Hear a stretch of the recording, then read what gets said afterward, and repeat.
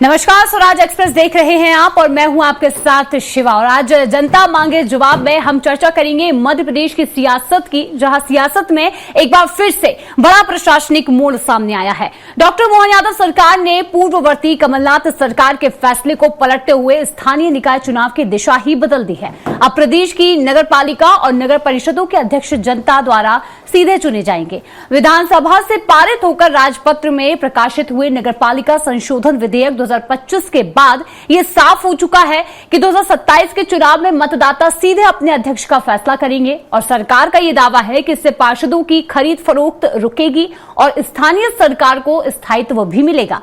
लेकिन अब सवाल यह है कि क्या प्रत्यक्ष चुनाव वास्तव में सुशासन की गारंटी बनेंगे? क्या स्थानीय राजनीति में इससे पारदर्शिता आएगी या फिर नई चुनौतियां खड़ी होंगी? और इन्हीं तमाम सवालों के साथ आज की चर्चा में हम जानेंगे इस फैसले का राजनीतिक और प्रशासनिक असर क्या है। लेकिन इससे पहले देख लेते हैं इस रिपोर्ट को।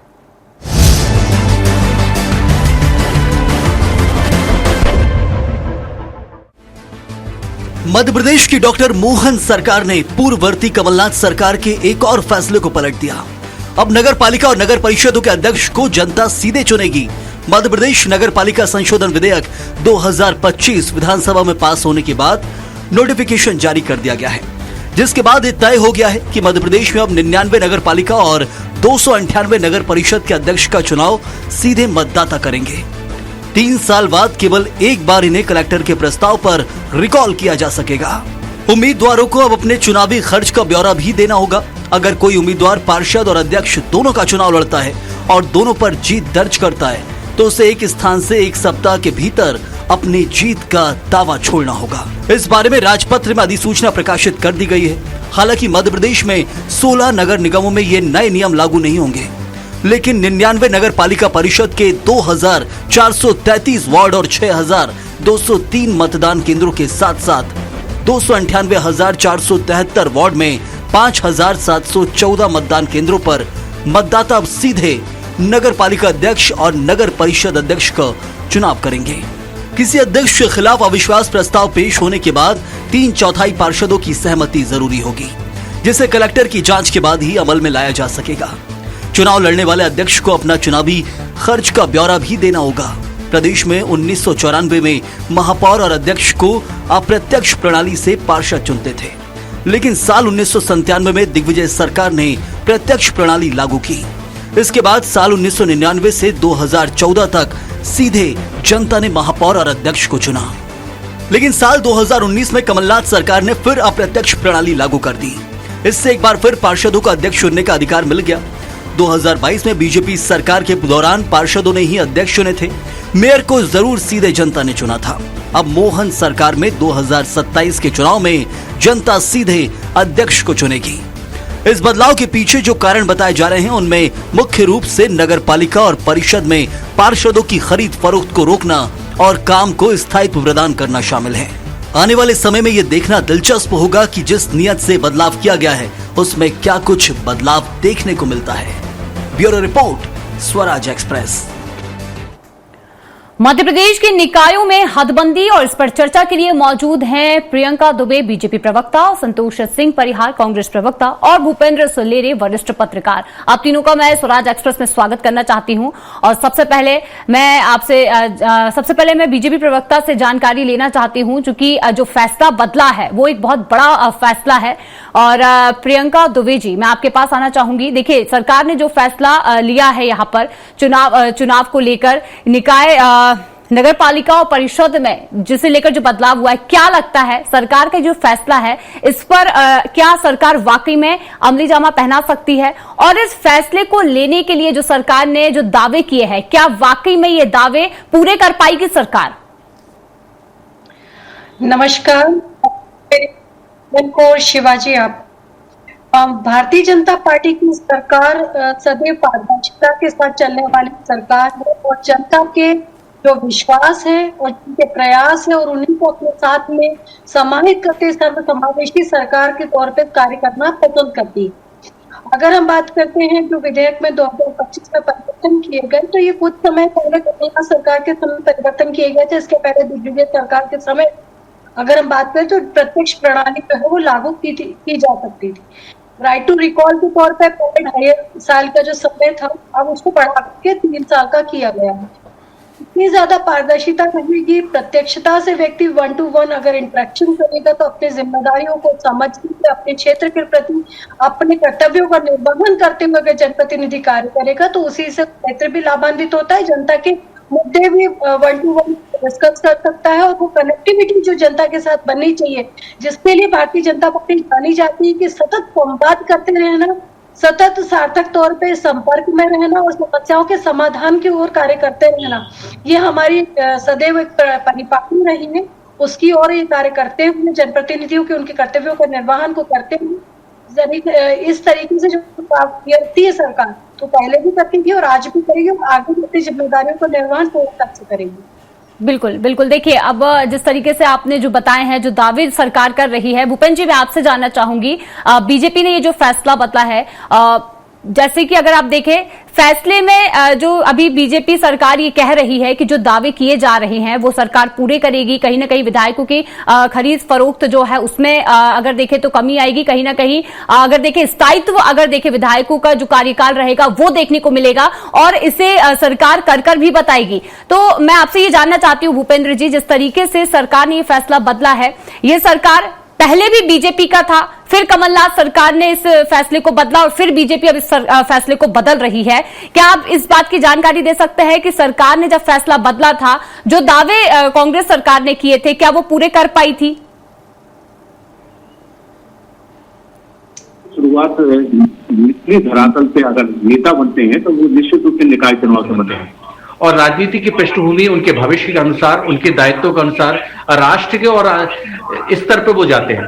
तो राजनीति की शुरुआत हमेशा निकाय चुनाव से होती है, चाहे वो आप निकाय में ग्राम पंचायत देख लें, चाहे आप निकाय के नगर पालिका, नगर निगम के चुनाव देख लें, तो उससे ही राजनीति की नई दिशा तय होती है। तो उसके लिए क्या होता है कि निश्चित रूप से लेन देन चलता था पार्षदों के रूप में और उनको समाहित किया जाता था, उनको लोकान्वित किया जाता था। तो इसके लिए कई प्रयोग सरकार अपने अपने समयानुसार करती रहती है। उस समयानुसार पहले उन्होंने जनता के द्वारा चुनने की कोशिश की गई, फिर उन्होंने फिर उसको रीवैक किया और फिर उसके बाद प्रतिनिधि द्वारा चुना गया उसका चेयरमैन रहेगा, लेकिन फिर उसको रिवाइज किए जा रहे हैं।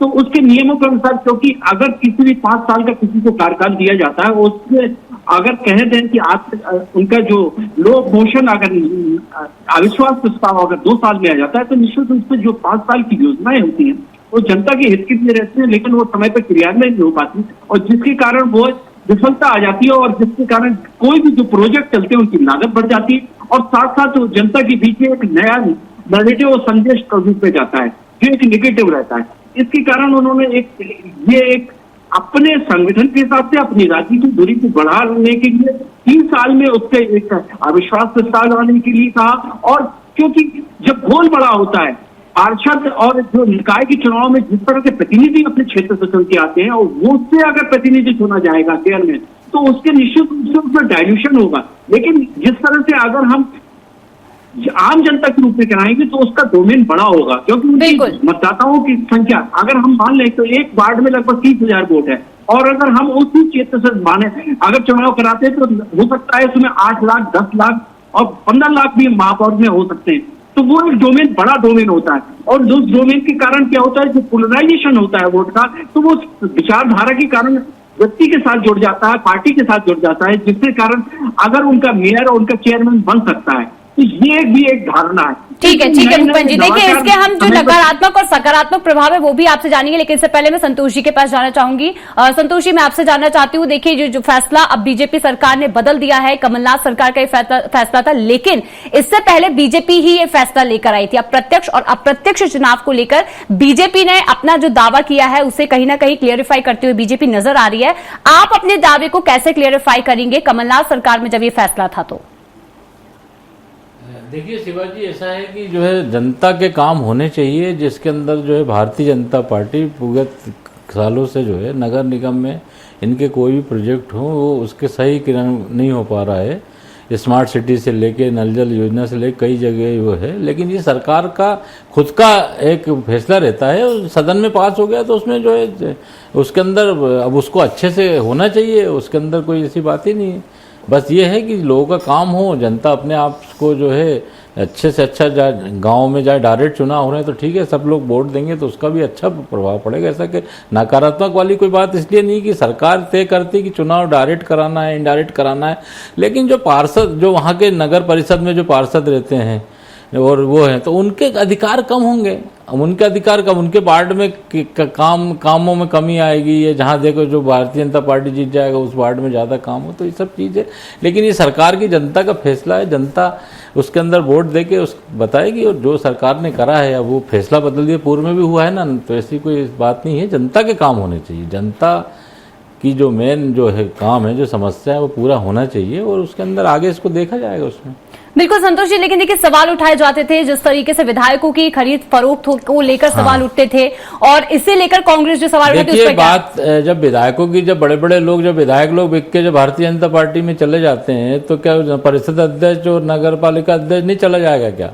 ये तो बात आप ऐसे कह रही हैं कि जब खरीद फरोख्त की बात है तो खरीद तो कोई भी चला जाएगा उसके अंदर, और इसके अंदर कोई प्रावधान भी नहीं है इसके अंदर की कोई, अगर भारतीय जनता पार्टी का, कांग्रेस का चला जाए तो बीजेपी जो है उसमें हो, तो ये सब चीजें, लेकिन उसे रोकने के लिए ये फैसला लिया गया है संतोष जी, उसे बदलने के लिए। अरे जब ये बताइए ना कि सबसे बड़ी संस्था जो विधायक है, जब विधायक की जो है खरीद रातों रात बिक जाते हैं, तो ये तो छोटी संस्था है नगर पालिका, और हमारी बहन भी हंस रही है, तो इसमें खरीद फरोख्त नहीं होगी इसकी क्या गारंटी? कांग्रेस क्या कहना चाहेंगे? नहीं कहना क्या चाहेंगे, जो तो इसमें तो कोई पैसा प्रावधान भी नहीं है कि दोबारा चुनाव कराने पड़े, तो वो कोई विषय नहीं है। विषय तो खरीद फरोख्त, तो वो सब चीजें चली रही हैं उसके अंदर, पूरे देश के अंदर जो है हो रहा है, बात वो नहीं है। लेकिन जो मेन समस्या है कि जनता के काम होना चाहिए, योजनाएं। तो प्रियंका जी, क्या जो सरकार ने फैसला लिया है, जिस तरीके से अभी संतोष जी बता रहे हैं, क्या लगता है आपको, क्या सरकार इन दावों को पूरा कर पाएगी? क्योंकि अभी जिस तरीके से अभी संतोष जी ने जवाब दिया है, तो क्या जवाब देना चाहेंगे आप इस पर?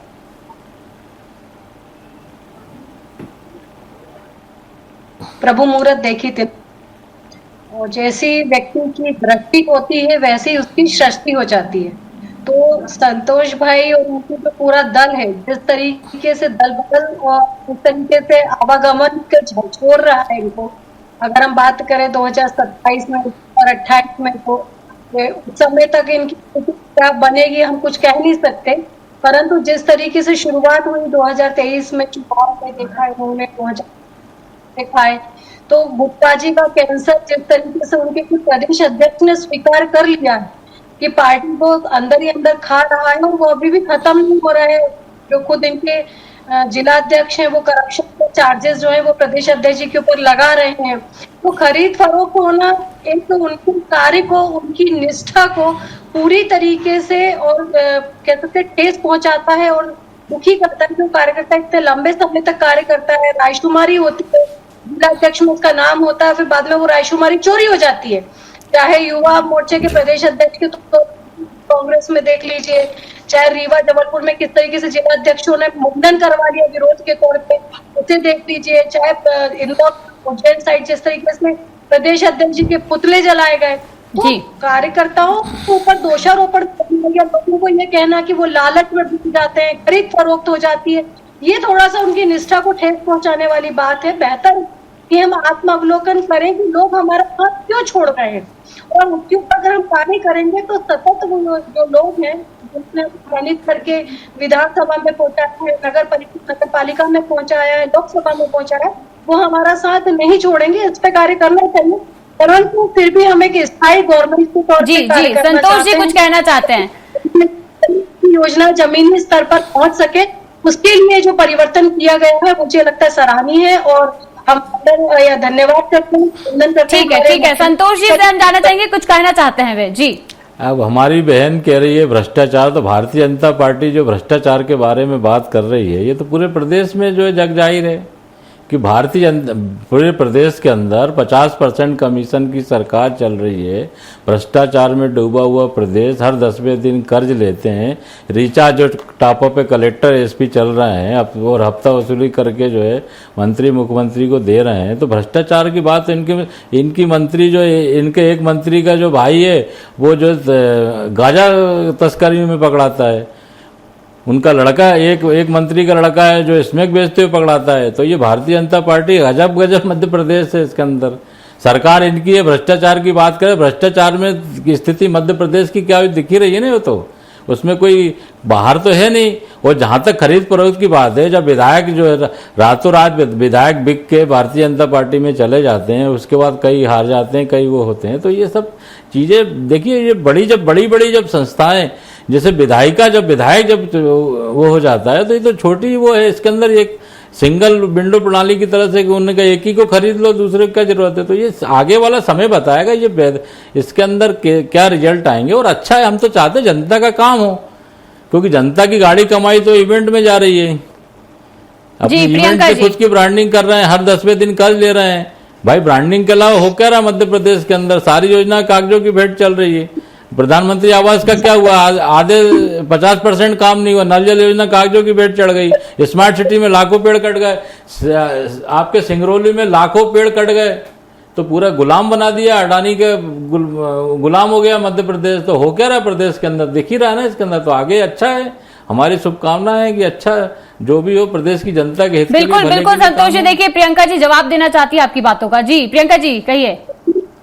अगर आप बात करते हैं तो बात करें 24 स्टेट्स में जो गवर्नमेंट है अडानी जी के साथ में व्यापार कर रहे हैं, जिसमें आपकी शासित प्रदेश भी उसमें शामिल हो, पहले भी शामिल है अंबानी जी के साथ और अडानी के साथ। किस तरीके से आपके प्रधानमंत्रियों ने डिनर शेयर किया है वो आप लोग भी जानते हैं और हम भी जानते हैं, तो वो एक इतर विषय है। अगर उस पर चर्चा करने जाएंगे तो आप लोग घेरे में ज्यादा आ जाएंगे, तो फिर भी नहीं प्रियंका जी, आप इस बारे में बताइए कि लाखों पेड़ जो कट रहे हैं, जिसके अंदर सिंगरौली में कितना नुकसान हो रहा है, जो लाखों पेड़ कट रहे हैं, स्मार्ट सिटी में लाखों पेड़ काट के पूरे वो कर दिए गए, तो इससे जनता का लाभ हो रहा है कि क्या हो रहा है, नुकसान हो रहा है? तो आप लोग किस तरीके से असफल होते हैं, हम तो सीधी जनता के साथ साथ खुद आपका कार्यकर्ता समझ चुका है, और इसी कारण जमीनी स्तर पर आपके कार्यकर्ता नदारद नजर आते हैं, बूथ स्तर पे है ना, आपके ब्लॉक स्तर पर आपके लोग मिल रहे हैं, आपको ब्लॉक अध्यक्ष ढूंढने से नहीं मिल रहे हैं। समस्या तो ये है। और उसके बाद जिला अध्यक्षों ने किस तरीके से आपके हरीश चौधरी जी के ऊपर खूब, कमलेश्वर पटेल जी ये कहते हैं कि आपको राजनीति सीखनी चाहिए, फिर आकर के आपको यहाँ पर प्रभारी का दायित्व संभालना चाहिए। प्रभारी जी प्रदेश अध्यक्ष जी को आपकी प्रणाली समझा रहे हैं कि संगठन मंत्री आपकी पद्धति में आता ही नहीं है, तो अब आप इससे बड़ी हास्यास्पद बात क्या होगी कि आपके लोगों को ही आपकी पार्टी का प्रोटोकॉल और डेकोरम नहीं मालूम है, और वो लोग दूसरों की नियुक्तियां करने में लगे हैं और उस नियुक्तियों को खारिज करने में लगे हुए हैं। तो ऐसी कांग्रेस से जनता किसी भी स्थायी सरकार या नेतृत्व की उम्मीद कदापि नहीं करती है, इसलिए आप लोगों को शून्य पे सीमित कर दिया है। साथ ही साथ अभी आप देखें तो नगर पंचायत हो, जिला पंचायत हो, नगर निगम हो, नगर परिषद हो, सभी जगह पर आप लोग किस तरीके से लड़खड़ाते हुए नजर आते हैं वो जनता देख रही है। फिर भी मैं यही कहूंगी कि लोकतंत्र की खूबसूरती के लिए यहाँ मंच के ऊपर बैठ के या टीवी चैनल्स पे डिबेट करने से बेहतर होगा कि धरातल पर बूथ के ऊपर प्रदेश अध्यक्ष ने कहा है कि बूथ के ऊपर हीरो बनिए, भाजपा में हीरो बनने से कुछ नहीं होगा। मेरी बात भले ना माने, परंतु जीतू पटवारी जी की बात को मानते हुए गुटबाजी के कैंसर पे आपको कार्य करना चाहिए, ताकि आप लोग एक मजबूत विपक्ष के तौर पर भी उभर पाए। बिल्कुल ठीक है संतोष जी, मैं आपके पास फिर आऊंगी, लेकिन पहले मैं भूपेंद्र जी के पास जाना चाहती हूँ। और एक बार इस पर जो फैसला अभी सरकार ने बदला है उस पर एक बार सकारात्मक और नकारात्मक प्रभाव क्या हो सकता है, बीजेपी के इस बदलते दावे को लेकर क्या कहना चाहेंगे भूपेंद्र जी? अगर देखिए जिस तरीके से सरकार ने जो फैसला बदला है, क्या लगता है इसके क्या सकारात्मक प्रभाव हो सकते हैं, या फिर अगर नकारात्मक प्रभाव की भी बात करें तो किस तरीके से इसे देखा जा सकता है? भूपेंद्र जी। लोकतंत्र में निश्चित रूप से सरकार जो भी चुन के आती है, जो भी पार्टी चुन के आते हैं, तो उनको अपना पूरा कार्यकाल करना चाहिए। तो कार्यकाल के द्वारा ही जिस विचारधारा से जुड़े रहते हैं और जो उनका मैनिफेस्टो होता है उसको लागू कर सकते हैं।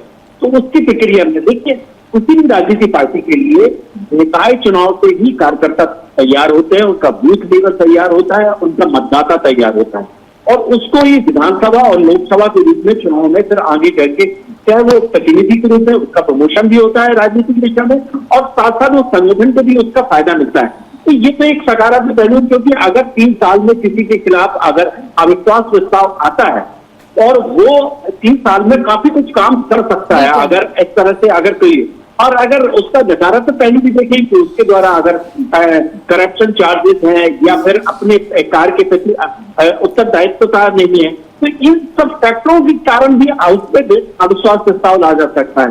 तो ये इसमें क्या होगा कि जो संगठनात्मक रूप से भी है और जनता के बीच एक जवाबदेही बनेगी, और जिससे क्या होगा कि एक निश्चित रूप से ये माना जा सकता है कि जो जनता के ऊपर हमें डिलीवर करना है और उससे पार्टी का संगठनात्मक भी ढांचा मजबूत होगा।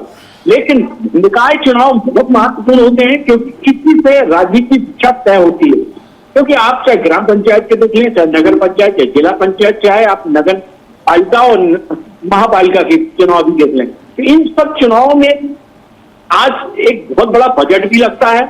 आप महापालिकाओं के चुनाव, आप पार्षदों के चुनाव आज मानिए 1-1 करोड़ रुपए के हो गए, और महापौर के चुनाव उससे ज्यादा, तो उनका बजट ही बहुत ज्यादा होता है।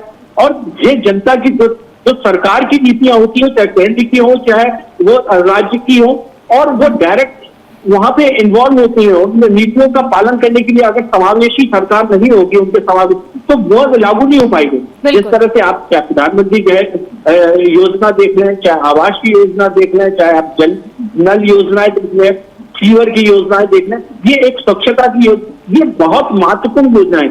और जितनी भी लाभकारी योजनाएं जो चलती हैं, चाहे आप पेंशन योजना, वृद्धावस्था पेंशन हो, चाहे महिला योजना हो, चाहे आप मुख्यमंत्री विवाह योजना हो, ये सब उस निकाय के थ्रू ही चलती है। तो निश्चित रूप से उनका कोऑर्डिनेशन अगर राज्य और निकायों का नहीं होगा और इस तरह से एक समावर्ती विचारधारा के लोग नहीं होंगे, तो निश्चित रूप से उसका फायदा नहीं बन पाएगा, क्योंकि फंड बहुत कुछ निकायों को जाता है और उससे राजनीति तय भी होती है और उसके फैक्टर भी बहुत है, क्योंकि व्यक्ति का काम अधिकांश निकाय से होता है, निकाय से ही पड़ता है। चाहे आपकी नल की योजना हो, चाहे केबल लाइन की योजना हो, चाहे राशन कार्ड हो, बेसिक जो भी चीज है, और जो गरीब तबके की योजना है, चाहे वो आवास योजना हो, चाहे वो पेंशन योजना हो, चाहे उनके रोजगार की योजना हो, चाहे लोन की योजना हो, जितनी भी है वो निकाय से क्रियान्वित होती है। बिल्कुल, तो मतलब इसका सकारात्मक और नकारात्मक प्रभाव अगर देखें तो कहीं ना कहीं बड़ा असर एक जरूर देखने को मिलेगा। देखिए संतोष जी, मैं आपके पास आना चाहूंगी, आप इसे कैसे जस्टिफाई करते हैं अगर कमलनाथ सरकार का ये फैसला होता तो?